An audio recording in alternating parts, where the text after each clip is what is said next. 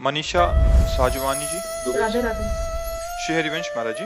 महाराज जी, जब कोई अपमान करे तो कैसे समझें कि कब चुप रहना है, सुनना है और कब जवाब देना है? अगर हमेशा चुप रहें तो लगता है सामने वाला और भी ऐसा करेगा, तो महाराज जी ऐसी में मर्यादा नहीं।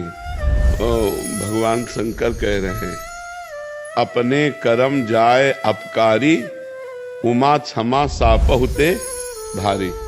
अगर हम किसी को क्षमा कर देते हैं तो हमारी क्षमा उसके ऊपर सांप से भी ज्यादा दंड देने वाली बन जाएगी। अगर हम चुप हो जाते हैं तो मालिक हिसाब करता है, और जब हम हिसाब करते हैं तो फंस जाते हैं।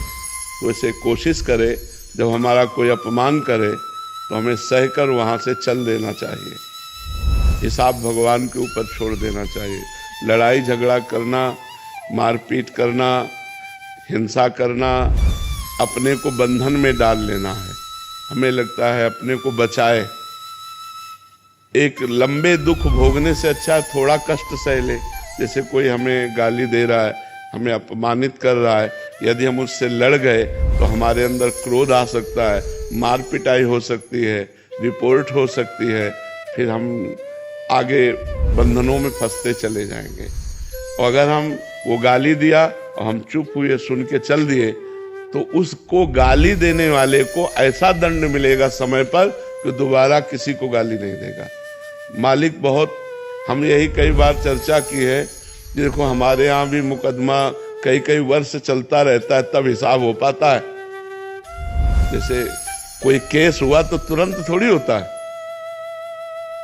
बहुत कहो 4 वर्ष लग जाए उस केस के सुलझने में, कहो 10 वर्ष लग जाए। तो ये तो एक देश की बात है, वो अनंत ब्रह्मांडों का हिसाब है। हमारे प्रभु के यहाँ कहते हैं कि देर है पर अंधेर नहीं। कहते ना, थोड़ा देर तो लगेगी कि आपको गाली दिया तुरंत उसको चोट नहीं लगेगी, पर समय आने पर ऐसी चोट लगेगी कि जिंदगी में गाली देना भूल जाएगा। अपने को सहना चाहिए। ज्यादा विरोध और लड़ाई झगड़ा और हिंसा आदि करने से हम खुद बंधन में पड़ सकते हैं। तो हमारी सलाह तो यही है कि अगर कोई गाली दे तो चुप हो जाए, कोई अपमान करे तो सह ले, अपना कर्म मान करके कि कोई हमारा बिगड़ा हुआ कर्म होगा।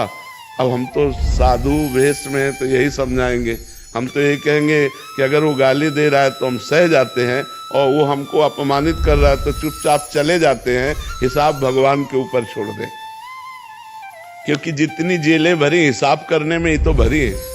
कहीं हम गलत कर बैठे, कहीं हम हिंसा कर बैठे तो कानून का अपराध हमारा बन जाएगा, कानून के विरुद्ध हमारे आचरण बन जाएंगे, तो हम भी अपराधी माने जाएंगे। तो इसलिए हम मारे पीटे नहीं, हिंसा ना करें, क्रोध ना करें, सह जाएं, भगवान से प्रार्थना करें कि हे भगवान उसकी भी बुद्धि शुद्ध कर दो। उचित तो ये है कि हम उसके लिए भी अच्छा सोचें कि भगवान अगर आप इसकी बुद्धि शुद्ध कर दे तो गाली देना बंद कर दे, ये भी एक अच्छा आदमी बन जाए, तो आप इसकी बुद्धि शुद्ध कर दो। हम तो यही प्रार्थना करेंगे कि भगवान सबकी बुद्धि शुद्ध करें, लड़ाई झगड़ा ना हो, एक दूसरे का अपमान ना हो, एक दूसरे को दुख देने वाले वचन न बोले जाए। पर आज नाक में गुस्सा रखा है सबके, नाक में गुस्सा, जरा सा धक्का लग जाए तो आदमी के ऊपर एकदम टूट पड़ता है। हो सकता है वो बैलेंस बिगड़ गया, उसको धक्का लग गया, तो अपने को बोलना है कोई बात नहीं, कोई बात नहीं, आप संभलिए और आगे बढ़िए। लेकिन जरा सी बात में, क्योंकि खान पान सही नहीं है, तमोगुणी भोजन है, तमोगुणी विचार, तो जरा में गुस्सा आ जाता है। हमें सहन करना चाहिए, सहन में बहुत आनंद है। जब हमें सहन ना हो तो रो देना चाहिए भगवान के सामने, प्रभु हम तो असमर्थ हैं, आप समर्थ हो, आप देख लो। वो जब देख लेंगे ना तो बहुत अच्छी तरह देख लेंगे। तो यदि हम कर्म बुरा करते हैं तो 4 दिन भले हम चमक लें, इसके बाद हमको गिरना पड़ेगा। तो बुरा कर्म का बुरा फल भोगना पड़ेगा, अच्छे कर्म का अच्छा फल। तो वो तुम्हारे साथ बुरा कर रहा है, तुम उसके साथ अच्छा करो तो तुम्हें अच्छा सुख मिलेगा, और वो परिणाम में दुख भोगेगा। ये सिद्धांत है। और लड़ाई झगड़ा करोगे तो जैसे वो अपराधी वैसे आप अपराध कर रहे, तो फिर उसको दंड भगवान क्यों देंगे? फिर तो आप भी अपराधी कर, उसने गाली दिया आपने गाली दे दिया, उसने विरोध किया आपने विरोध किया।